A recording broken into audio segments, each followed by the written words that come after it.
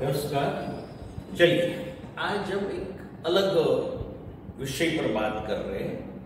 कक्षा 8 में कक्षा 8 में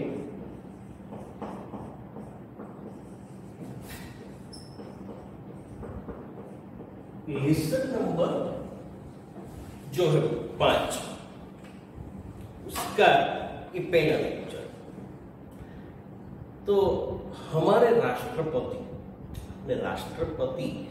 उनके नाम तो सुने, जैसे कि हमारे पहले राष्ट्रपति डॉक्टर राजेंद्र प्रसाद थे। आपको मालूम है हमारे पहले प्रधानमंत्री कौन थे? मालूम? हमारे पहले प्रधानमंत्री थे जवाहरलाल नेहरू। आज हमारे प्रधानमंत्री कौन है पता है किसी? आज हमारे प्रधानमंत्री नरेंद्र मोदी और राष्ट्रपति रामनाथ कोविंद। तो ये सारे जनरल नॉलेज की बात है हमारे देश में, इसके बारे में पता होना चाहिए। जैसे हमारे 9वें राष्ट्रपति शंकर दयाल शर्मा हमारे एक राष्ट्रपति है जिनके जन्मदिन पर हम शिक्षक दिन मनाते हैं। उसका नाम मालूम? तो राधा कृष्णन उनका नाम, सर्वपल्ली, डॉक्टर सर्वपल्ली राधा कृष्णन। उनके जन्मदिन पर हम ये शिक्षक दिन मनाते हैं। तो ये जो राष्ट्रपति है यहाँ आज जिनके बारे में हमें बात करनी है, जिनके बारे में हमें पढ़ना है, तो ये जो राष्ट्रपति है वे मिसाइल मैन के नाम से ज्यादा प्रसिद्ध राष्ट्रपति तो है ही, थे राष्ट्रपति हमारे, अब नहीं रहे।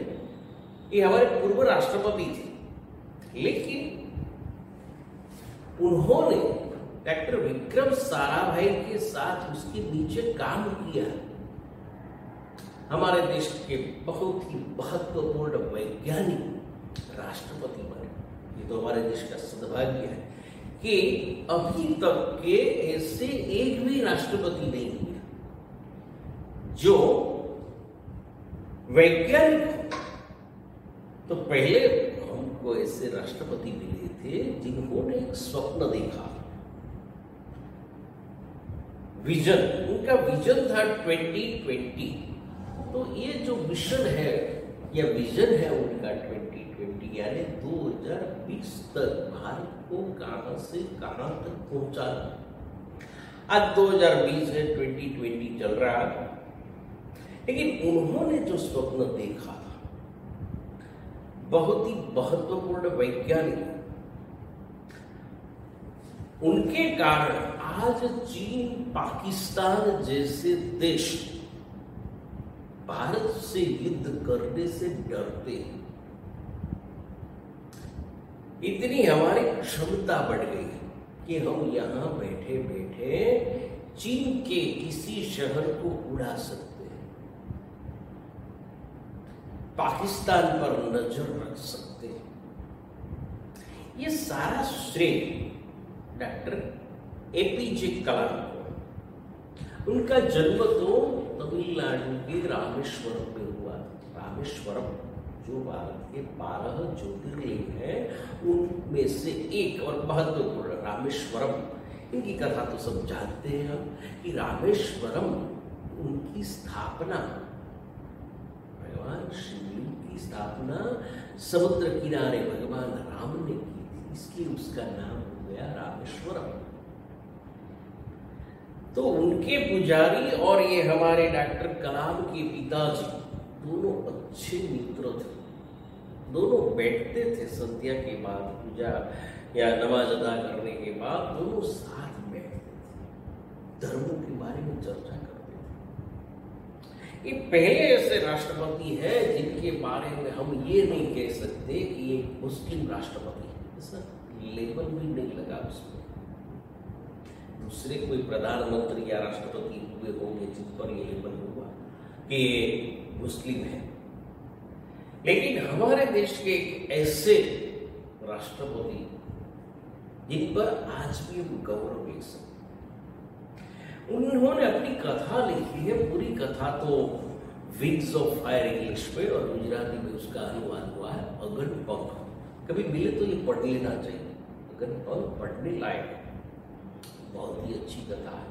उन दिनों की कथा है, उनके संघर्ष की कथा है, भारत कैसी स्थिति में था अपने सैटेलाइट के लिए, रॉकेट बनाने के लिए, कितना संघर्ष किया और स्वदेशी टेक्नोलॉजी का विकास किया। आज हम आत्मनिर्भर की जो बात कर रहे हैं उसकी नींव डॉक्टर कलाम ने रखी। भारत आत्मनिर्भर बना है। आज तो दुनिया में इसरो, ऐसी नासा के बाद इतनी महत्वपूर्ण, शायद नासा से भी आगे, क्योंकि भारत ही एक ऐसा देश है जो, उसकी संस्था ये इसरो है, दुनिया के कई विकसित देशों के सैटेलाइट उसकी भ्रमण कक्षा में छोड़ देने की सेवाएं प्रदान कर रहा है। हमारे पास ऐसे रॉकेट यहाँ से लॉन्चिंग होता है, तो ऐसी सेवाएं भारत प्रदान करता है। राकेश शर्मा भारत का पहला अंतरिक्ष यात्री, उसका नाम तो आपने सुना। कल्पना चावला भारत की पहली महिला अंतरिक्ष यात्री, उसका नाम भी आपने सुना। सुनीता विलियम्स, उसके बारे में तो हमने पूरा लेसन पढ़ा। तो अंतरिक्ष में भारत जहां तक आज पहुंचा, उसके पिता, अंतरिक्ष अनुसंधान के पिता या जनक माने जाने वाले डॉक्टर विक्रम साराभाई, उनके साथ काम किया, उसके नीचे काम किया डॉक्टर अब्दुल कलाम। तो अब्दुल कलाम कोई सामान्य व्यक्ति नहीं थे। उनका बचपन गरीब, सामान्य स्थिति में बीता है, इतने समृद्ध नहीं थे। जाति पाति धर्म का भेदभाव, उसका अनुभव उसे बचपन में हुआ था। उनके जो शिक्षक थे वे उनको एक दिन अपने घर ले गए खाना खाने के लिए, लेकिन उसकी पत्नी ने मना कर दिया कि भाई अंदर बिठा कर मैं उसे खाना नहीं खिलाऊं। सामान्य काम करते थे बचपन में डॉक्टर एपीजे कलाम, अब्दुल कलाम। वे न्यूज़पेपर जो पार्सल रेलवे स्टेशन पर आते थे सुबह सुबह, फेंक देते थे प्लेटफॉर्म पर एक पार्सल। ये पार्सल उठाकर साइकिल पर जाकर घर घर अखबार पहुंचाने का कार्य करते थे। तो बहुत ही सामान्य परिवार के थे, लेकिन उसकी बौद्धिक प्रतिभा अनन्य थी। आज हमारा देश विकसित राष्ट्रों की कक्षा में आ रहा, तो उसकी नींव डॉक्टर कलाम ने रखी थी। उनका योगदान हम जीवन भर नहीं भूल सकते, आने वाली पीढ़ियां भी भूल नहीं पाएगी। इतना महत्वपूर्ण काम हमारे देश के लिए उन्होंने किया। तो ये डॉक्टर कलाम शिक्षा प्रेमी थे। उसे स्कूलों में जाना अच्छा लगता था, बच्चों से मिलना अच्छा लगता था। उनके साथ वे प्रश्नोत्तरी किया करते थे, बच्चों से पूछते थे। अलग अलग देश में कई जगह पर, कई अलग अलग स्थानों पर स्कूलों में गए। राष्ट्रपति होते हुए भी वे जहां भी जाते वहां किसी न किसी स्कूल में जाते, वहां के बच्चों के साथ बैठते, उनसे प्रश्नोत्तरी करते, क्योंकि ये भारत का भविष्य है। तो अलग अलग स्थानों पर वे गए हैं, बच्चों से मिले हैं, उनसे प्रश्नोत्तरी की है। वैसे तो उनका अनेक क्षेत्रों में महत्वपूर्ण योगदान, लेकिन आज हमें ये जो दिख रहा है लेसन, उसमें सवाल बाल बन के और जवाब डॉक्टर कलाम, ये शीर्षक लेसन नंबर 5। तो ये उसका हम जो लेक्चर पढ़ रहे हैं, पहला लेक्चर, उसमें ये लेसन के बारे में पहले समझ लेना है। यहां पूरा लेसन जो है प्रश्नोत्तरी के रूप में दिया गया है, लेकिन ये प्रश्नोत्तरी एक स्थान पर किसी एक बच्चे के साथ नहीं। डॉक्टर कलाम देश में कई स्थानों पर गए, अलग अलग स्थानों पर, और वहां के बच्चों को मिले हैं और मिलकर उनसे उनके साथ बैठकर प्रश्नोत्तरी की है। बच्चे जो प्रश्न कर रहे हैं उनके मन में अलग अलग कई प्रश्न उठते हैं और उनके बारे में डॉक्टर कलाम बड़ी सरलता से, बहुत सहज बातें करते हैं। उनकी समझ में आ जाए ऐसी बात उनको समझाते हैं। तो ये पूरा जो लेसन है डॉक्टर कलाम का साक्षात्कार, बच्चों ने इंटरव्यू लिया है, प्रश्नोत्तरी किए, डॉक्टर कलाम ने जवाब दिए। तो अलग अलग स्थानों पर ऐसा हुआ है, उनका किसी ने संकलन किया है इंटरव्यू का, ये प्रश्नोत्तरी का। तो अलग अलग स्थानों की प्रश्नोत्तरी को जोड़कर ये पूरा लेसन बनाया गया। इसका हेतु तो यही है कि बच्चे डॉक्टर कलाम के बारे में जाने, ये महान विभूति भारत। तो यहाँ सबसे पहले हम देखते हैं कि अलग अलग प्रश्न करता है, उनके नाम दिए गए हैं, उनके स्कूलों के नाम है, अलग अलग शहरों से है, तो शहरों के नाम भी है यहाँ। तो पहला जो बच्चा है वह, उनका भी परिचय दिया गया है कि भाई वह प्रश्न करने वाला कौन सी कक्षा का बच्चा है। तो हमें पता चले कि ये इतना छोटा बच्चा है, कैसे कैसे प्रश्न कर रहा है, उसके मन में कैसे कैसे प्रश्न उठ रहे हैं। तो पहला जो प्रश्न करता है उनके बारे में बता रहे हैं कि आर अरविंद कक्षा 3, तीसरी कक्षा में पढ़ने वाला। तो हम जानते हैं कि तीसरी कक्षा वाला 8 साल का होगा। ये 8 साल का लड़का है जिसका नाम है आर अरविंद, सेंट मेड स्कूल चेन्नई, तमिलनाडु से, उस राज्य की ही ये हमारे एपीजे कलाम, रामेश्वरम। तो अब जानते हैं अलग अलग राज्यों की भाषा अलग अलग है। हमारे देश में कई भाषाएं बोली जाती, हिंदी को हम राष्ट्रभाषा मानते हैं, लेकिन अलग अलग प्रदेशों में इसका उपयोग नहीं होता। तमिलनाडु में तमिल बोली जाती ज्यादातर, की मातृभाषा है। बाकी इंग्लिश का उपयोग होता है, अंग्रेजी बोली जाती है, उसका उपयोग, हिंदी का उपयोग वहां होता ही नहीं।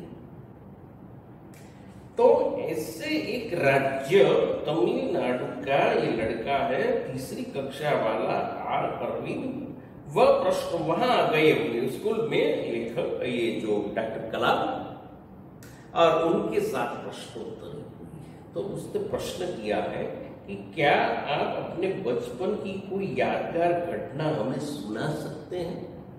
इस पाठ का हेतु यही है कि डॉक्टर कलाम का हमें परिचय दे। तो बचपन की, उनके जीवन की नहीं, बचपन की यादगार घटना सुनाने के लिए कहते हैं। उसमें तो ये छोटा बच्चा है, उसे तो उसी में रस है कि उसका बचपन कैसे बीता, यादगार घटना के लिए डॉक्टर कलाम। तो ये प्रश्न किया है कि क्या आप अपने बचपन की कोई यादगार घटना हमें सुना सकते हैं। तो डॉक्टर कलाम ने कहा, हाँ बताए, अपनी बचपन की एक यादगार घटना बताई। देखिए कैसे पढ़ाई होती थी, कैसे पढ़ाते थे उस जमाने में उनके शिक्षक। तो ये यादगार घटना बताते हैं कि भाई मैं कक्षा 5वीं के मेरे शिक्षक थे शिव सुब्रमण्यम अय्यर, 5वीं कक्षा के क्लास टीचर रहे होंगे। तो उनके शिक्षक है जिनका नाम है शिव सुब्रमण्यम अय्यर। उसकी एक बात मुझे याद है, बचपन की 5वीं कक्षा में वे पढ़ते थे, शायद 10 साल के होंगे डॉक्टर कलाम। तब की बात, 10 साल किए थे तब की बात आज याद करके बता रहे कि एक बात मुझे याद है कि एक दिन कक्षा में वे हमें यह बता रहे थे कि भाई कोई पक्षी कैसे उड़ता है, पक्षी कैसे उड़ता है ये समझा रहे थे। हमने देखे हम बहुत सारे पक्षी देखते हैं वहां विक्टोरिया में या समुद्र किनारे, नदी किनारे, सरोवरों के आसपास, हमारे आंगन में कई पक्षी देखते हैं, लेकिन ये निरीक्षण नहीं करते कि वह कैसे उड़ पाता है, हम क्यों नहीं उड़ पाते। हमारे मन में एक प्रश्न होना चाहिए ना कि ये पक्षी क्यों उड़ सकता है, हम क्यों नहीं उड़ सकते। तो ये पक्षी उड़ता है, कैसे उड़ता है, उड्डयन की ये प्रक्रिया उसकी कैसी होती है, ये समझा रहे थे, क्लासरूम में समझा रहे थे। उन्होंने हमें रामेश्वरम के समुद्र तट पर ले जाकर इसका जीवंत उदाहरण दिया। देखिए, प्रत्यक्ष शिक्षण इसे कहते हैं। आजकल ऐसा नहीं रह गया। क्लासरूम में हम पढ़ते हैं, चार दीवारों के बीच पढ़ते हैं, ज्यादा से ज्यादा वीडियो से पढ़ते हैं, चित्रों के माध्यम से पढ़ते हैं, लेकिन ये प्रत्यक्ष शिक्षण नहीं। उस जमाने में प्राचीन काल से हमारी शिक्षा की जो परंपरा रही है वह प्रत्यक्ष शिक्षण की रही है। अनुभवजन्य शिक्षण देना ये महत्वपूर्ण बात है। आजकल ऐसा नहीं, माँ बाप भी ऐसा नहीं चाहते।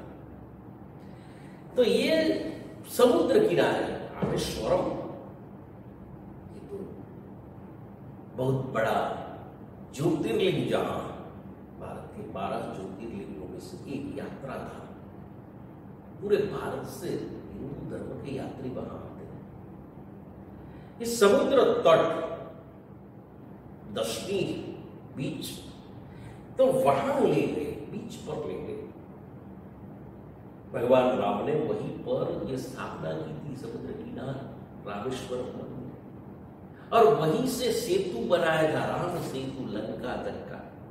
आज भी उनके अवशेष वहां, हनुमान जी और दूसरे वानर बड़े बड़े पत्थर, बड़े बड़े पहाड़ उठा उठाकर समुद्र में डालने लगे, वो तैरने लगा। पत्थर खास प्रकार के पत्थर होते, आज भी वहां के पहाड़ों में है। ये तैरते हैं समुद्र के पानी। तो ये महत्वपूर्ण स्थान है रामेश्वरम। तो वहां के समुद्र तट पर बच्चों को, पूरे क्लास को, पूरी कक्षा को वहां ले गए शिव सुब्रमण्यम अय्यर।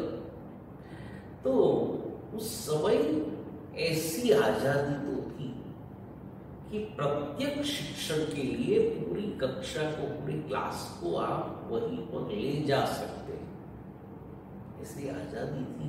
आजकल ऐसा नहीं रह गया। आजकल बच्चों की सलामती, ट्रांसपोर्टेशन, दूर दूर की जगह पर जाना आना, ये संभव नहीं। उस जमाने में तो ऐसा नहीं था। वहां पैदल चलकर ले गए, नजदीक ही था रामेश्वरम की बात।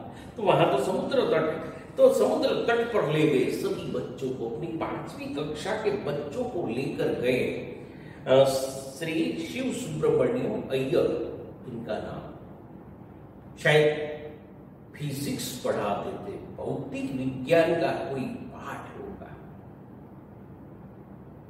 प्रैक्टिकल कैसे दिखाया, देखिए कि उसका जीवन उदाहरण दिया, वहां ले जाकर समुद्र तट पर ले जाकर जीवन उदाहरण दिया कि देखिए ये पक्षी, बहुत सारे पक्षी होते समुद्र किनारे, हम भी देखते हैं। हमारे कोरिया के हाथ में, उनके समुद्र किनारे पर आप देखेंगे तो वहां भी बहुत सारे समुद्र तट पर पक्षी दिखाई देंगे।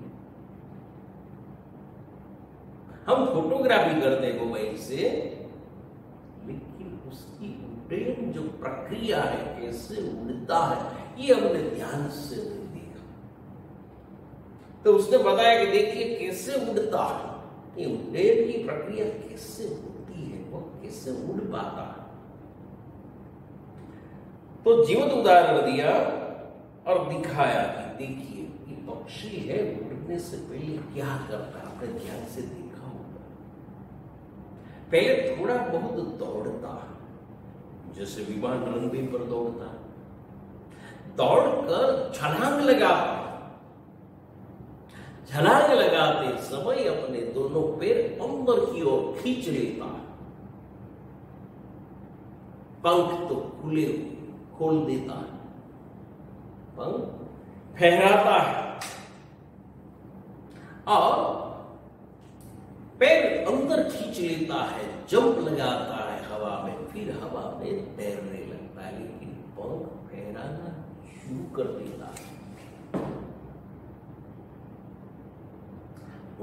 धीरे धीरे उस ऊंचाई, उसका मुंह ऊंचा रहता है, जहां जाना है, जिस दिशा में, उस तरफ उसका मुंह होना चाहिए, तो ऊंचाई प्राप्त कर लेता,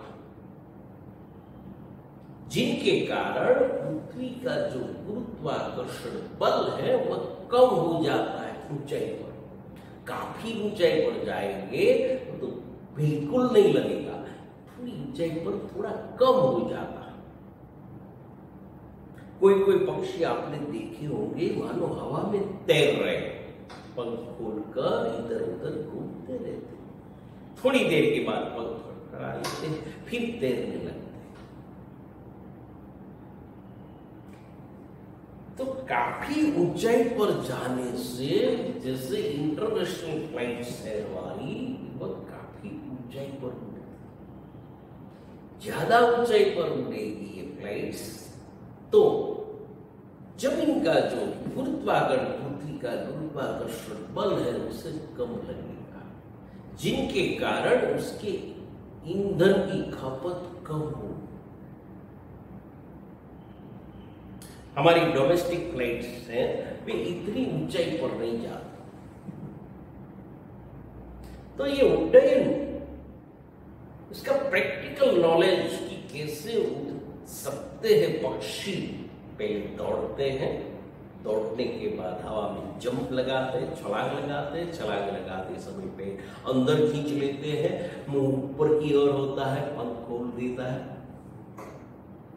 तो ये प्रत्यक्ष ये शिक्षण दिया शिव सुब्रमण्यम अय्यर नाम के शिक्षक,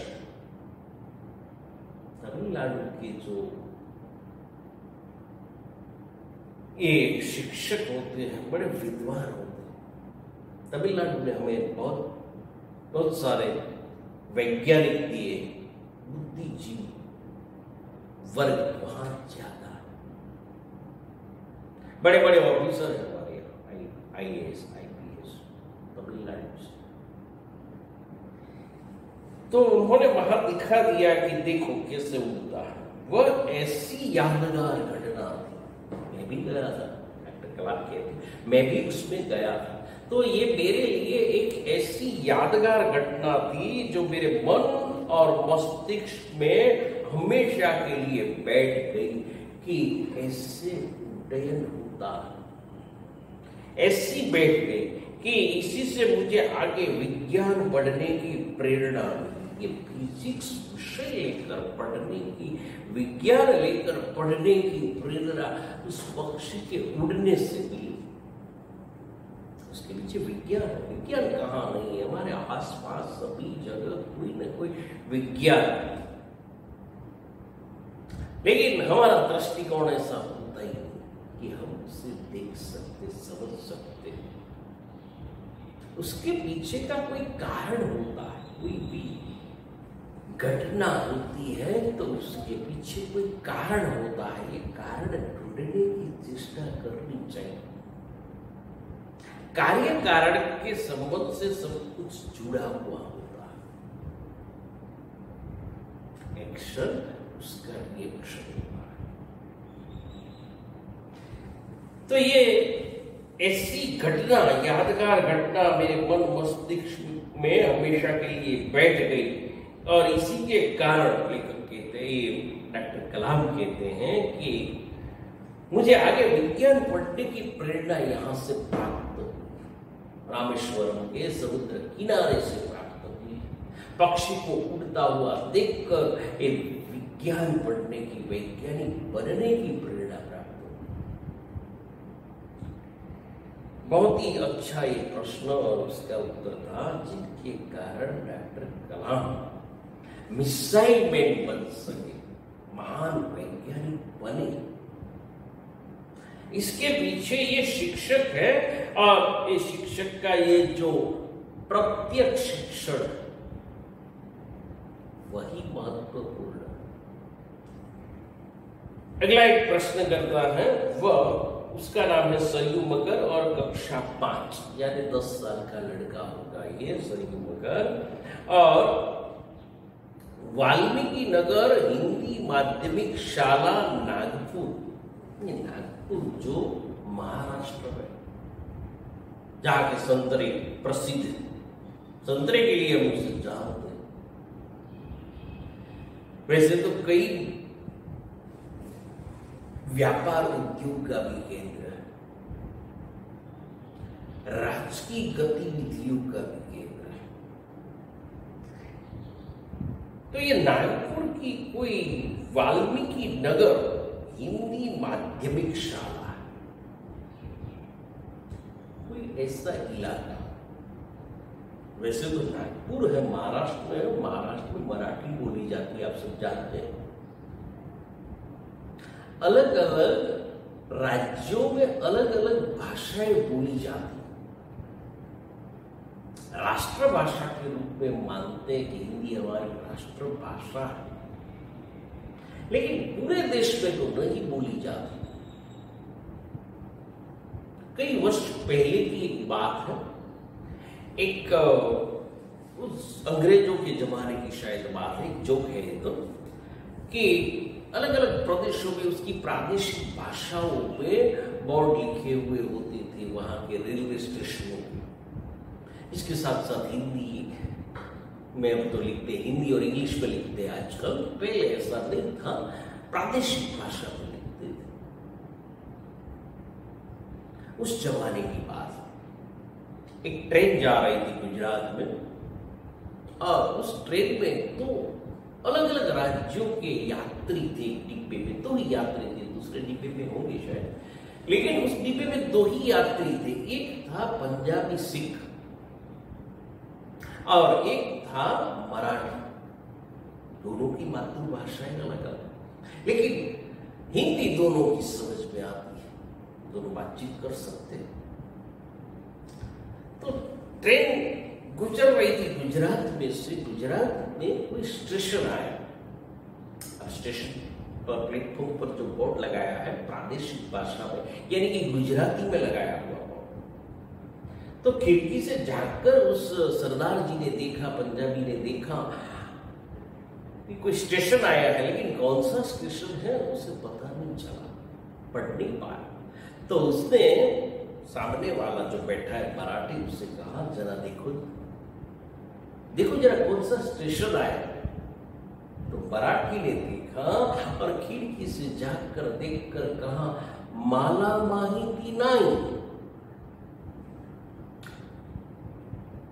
ये तो मराठी में बोला, अपनी मातृभाषा में बोला है कि माला माहिती नाही।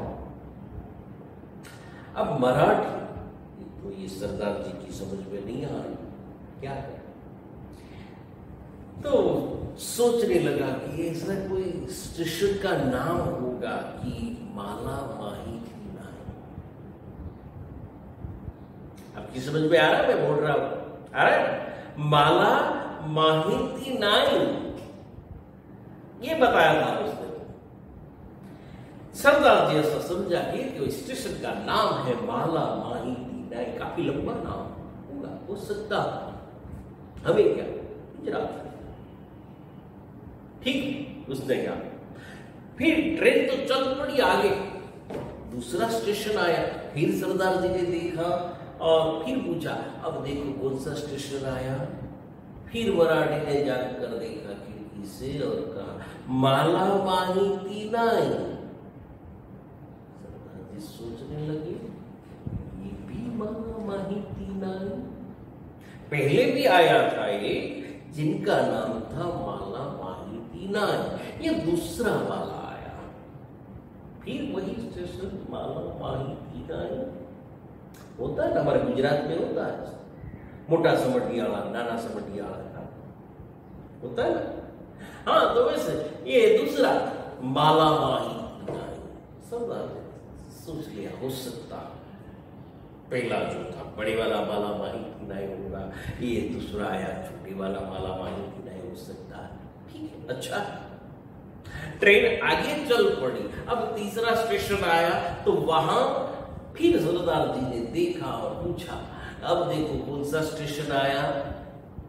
मराठी में देख कर बताया, माला माहिती नहीं।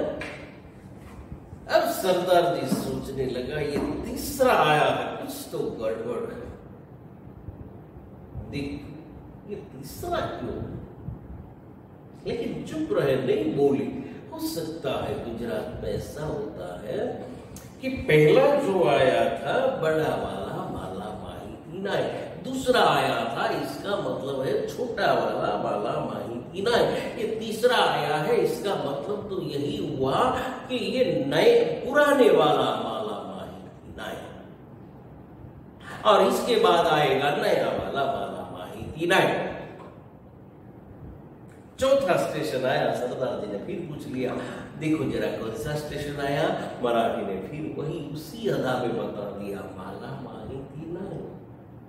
सरदार जी समझ गए कि ये जो पुराना आया था तो ये नया आया, माला माही नहीं। ठीक है, अच्छा गुजरात सभी स्टेशनों के नाम माला माही नहीं, ये मन ही मन ऐसा सोच रहा है सरदार। ये सब भाषा के कारण हुआ, ये जो तो भाषा के कारण ये परिस्थिति हुई। लेकिन ट्रेन आगे चली, पांचवा स्टेशन आया, ट्रेन रुकी। सरदार जी ने देखा, फिर मराठी की ओर देखते हुए पूछा, देखो जरा कौन सा स्टेशन आया। मराठी ने फिर जाकर कहा, क्या कहा होगा, हाँ वही माला माही नहीं। अब सरदार जी तो गुस्से में आ गए, क्रोधित हो गए, खड़े हो गए अपनी जगह से, और सामने जो यात्री बैठा था मराठी, उसके गाल पर एक थप्पड़ लगा दी। ये भी माला माही नहीं।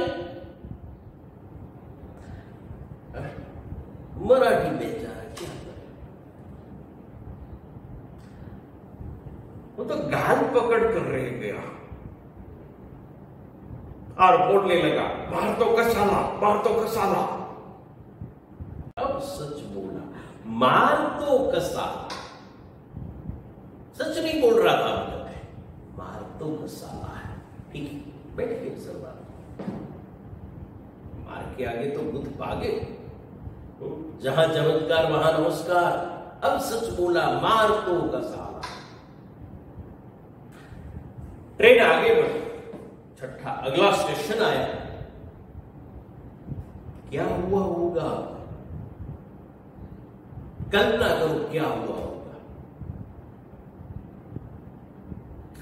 हुआ तो यही होगा कि मराठी उठकर भाग गया होगा दूसरे डिब्बे में, यहां बैठना नहीं चाहिए। तो इस भाषा के कारण ऐसी परिस्थितियां हो जाती है। तो यहाँ हम देखते हैं कि ये सरयू बकर 5वीं कक्षा में है, वाल्मीकि नगर है उसका विस्तार इलाका, और वहां एक हिंदी माध्यमिक शाला, हिंदी माध्यम की शाला है, जैसे हमारे यहाँ गुजराती माध्यम की शालाएं होती है, इंग्लिश मीडियम स्कूलें होती हैं, आपने देखी नहीं होगी, लेकिन उर्दू माध्यम में भी अहमदाबाद में स्कूलें चल रही। भावनगर में सिंधी माध्यम की स्कूलें चलती थी। तो अलग अलग स्थानों पर उसकी जहां आबादी है, लघुमती है, उनके लिए खास व्यवस्था उनकी मातृभाषा में पढ़ाने का प्रयास करें। वैसे एक स्कूल हिंदी माध्यम में चल रही है नागपुर में, क्योंकि वहां कोई हिंदी भाषी लोगों की, यूपी या बिहार राजस्थान के लोगों की आबादी होगी, उनके हेतु ये बनाई गई होगी तो वहां पढ़ने वाला ये जरियो बकर प्रश्न कर रहा है, 5वीं कक्षा का लड़का है, यानी 10 साल का हुआ, उसने प्रश्न किया है कि भाई हमें बचपन में हमें किस भाषा को प्रमुखता देनी चाहिए। देखिए भाषा का ही प्रश्न आया, ये हिंदी माध्यम में पढ़ रहा, आजकल बोलबाला है इंग्लिश मीडियम का, उनकी चल पड़ी इंग्लिश मीडियम वालों की। हमारे गुजराती में बोलते हैं गाडरियो प्रवाह, ये प्रवाह चल रहा है। सब माँ बाप ऐसा चाहते हैं कि उनका बच्चा इंग्लिश मीडियम में पढ़े। अब मीडियम या माध्यम तो माध्यम है, ये शिक्षण नहीं है, ये माध्यम है। तो माध्यम तो वही होना चाहिए जो हमारी समझ में अच्छी तरह से आ सके। शिक्षण तो वही है, लेकिन माध्यम बदलने से थोड़ी बहुत असुविधाएं होती है। हमारी मातृभाषा में शिक्षण लेना चाहिए, कलाम भी वही मानते हैं, क्योंकि मातृभाषा जो है ना, उसमें बहुत सारी बातें हमारी समझ में आ जाती। कई शब्द ऐसे हैं उनके अर्थ हमें ढूंढने नहीं पड़ते, जबकि इंग्लिश मीडियम या दूसरा माध्यम, मैं इंग्लिश मीडियम की बात नहीं कर रहा हूं, हिंदी माध्यम है या कोई दूसरी भाषा, मातृभाषा के अलावा, जब दूसरे माध्यम में आप पढ़ रहे हैं, आपकी मातृभाषा के माध्यम से आप नहीं पढ़ रहे हैं, तो दिक्कत होती है समझने में। हमारे मन मस्तिष्क में विचार जो आते हैं मातृभाषा में ही आते। हम स्वप्न देखते हैं तो स्वप्न अपनी मातृभाषा में देखते हैं।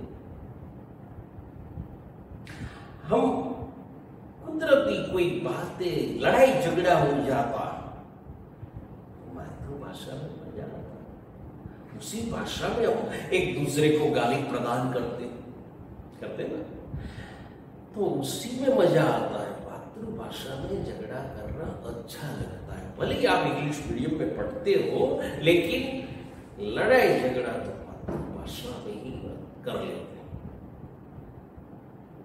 इंग्लिश में क्या है कि हमें शब्द याद करने पड़ते हैं कि उसे क्या कहा।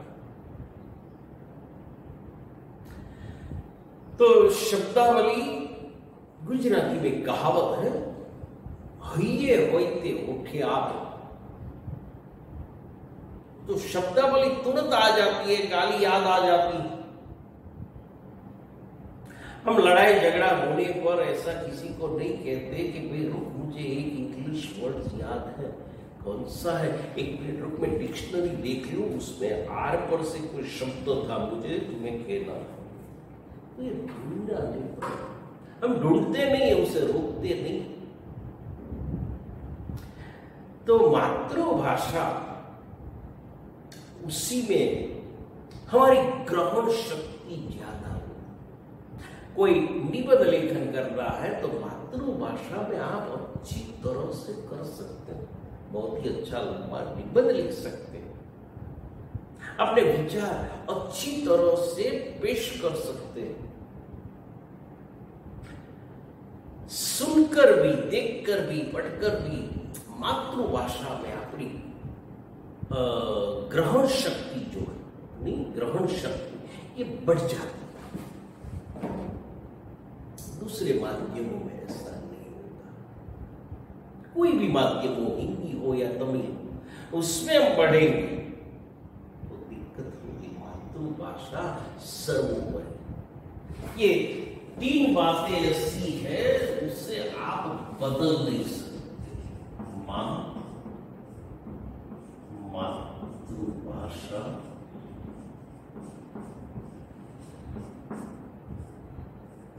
और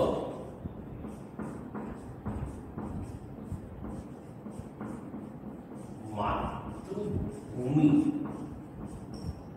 ये 3 ऐसी चीजें हैं, इससे आप बदल नहीं सकते। जन्म से जो मिला है वही रहेगा। भले आप इंग्लिश मीडियम में पढ़े, दूसरे देश में रहने के लिए चले जाए, लेकिन आपका जन्म यहाँ हुआ है तो आपकी मातृभूमि यही रहेगी। आपकी जो माता है वही रहेगी। माँ को आप सगी माँ, जन्म देने वाली माँ को बदल नहीं सकते। नई माँ आ सकती है किसी की, लेकिन वह स्थान नहीं ले पाती जिन्होंने जन्म दिया है।